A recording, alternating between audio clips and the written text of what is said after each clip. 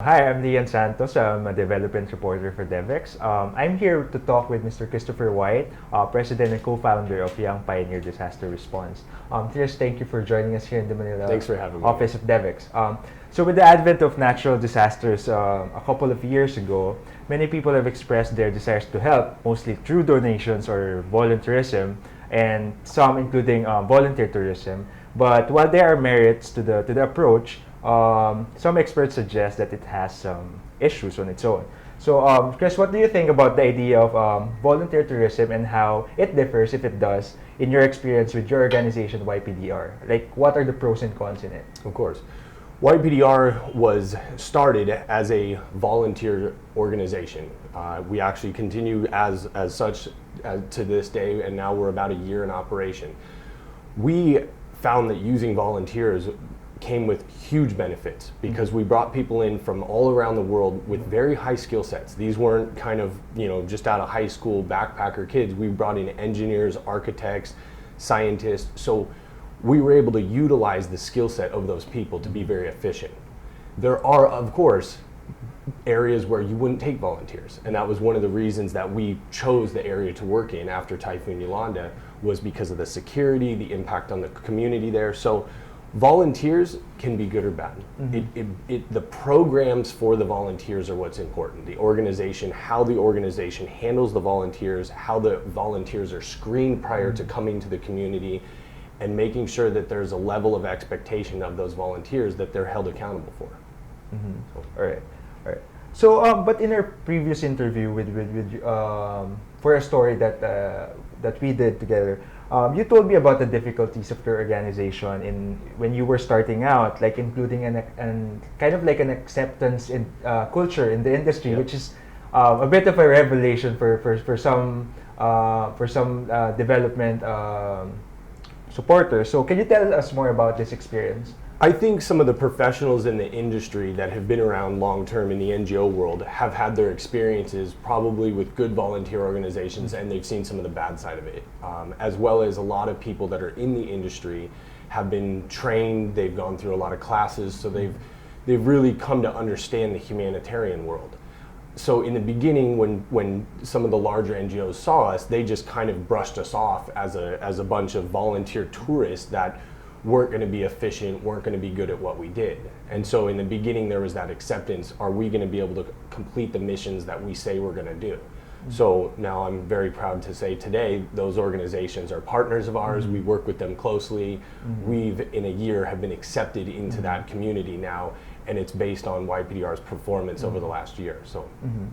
But one of the biggest challenges as well in this approach is that the difficulties of aligning of the goals of different stakeholders, especially you're working with volunteers. Some volunteers like sometimes just want experience or just they're curious, or some volunteer organizations as well are in it for the money as well as the host communities. So in your experience, like how do you reconcile all these goals and interests of those different stakeholders, because in the end what you want to do is really to pursue development progress for a certain area? First of all, YPDR never took money from volunteers. So financially there was no benefit to our organization by bringing volunteers. It was just utilizing their skill set. Our volunteers paid for their flight tickets, they paid for if they wanted to buy a beer. We did host them in the sense that YPDR as an organization, based on our donations, covered their accommodations and their meals 3 times a day, but we were able to do that at a very low cost. So, and we weren't paying any money to the community either for hosting those volunteers. So we were able to access the volunteer talent pool to just simply help the community, and that's what we were there to do. So I see that there are organizations that charge you to come out, they charge you to be a part of it, maybe they even reimburse some of the community. I don't think that that's a great way of doing it. It is a more sustainable long-term approach.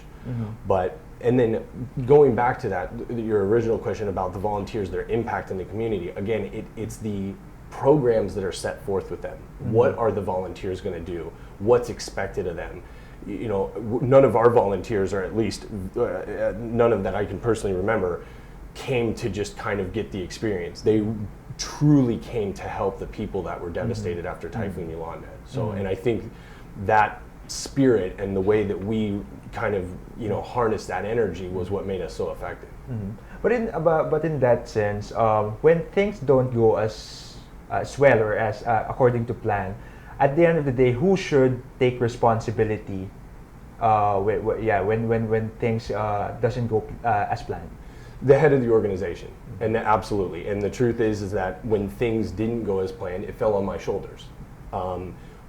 We were able to quickly modify that. So, and the truth is we had zero tolerance for anything that was outside of our parameters. So if somebody wasn't following our guidelines, our rule wasn't that they left our organization, it was they left the island. So if we actually asked them to leave, you're gone. And this only happened twice in a year and a half almost now, where two people didn't fall within our parameters. We just asked them to leave the island. You're gone. Thank you. Go. So you really have to be firm in what. Absolutely. You have to have a zero tolerance. And this is the thing, volunteers can be phenomenal because most volunteers that come, they're doing it out of their heart. They want to help the people. If there's that one bad apple that comes, it can ruin the reputation for the whole organization.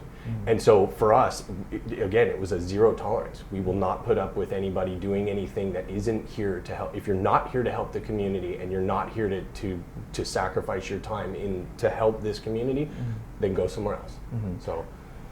So last question. So as an already established organization, not just here in the Philippines but in the U.S., if I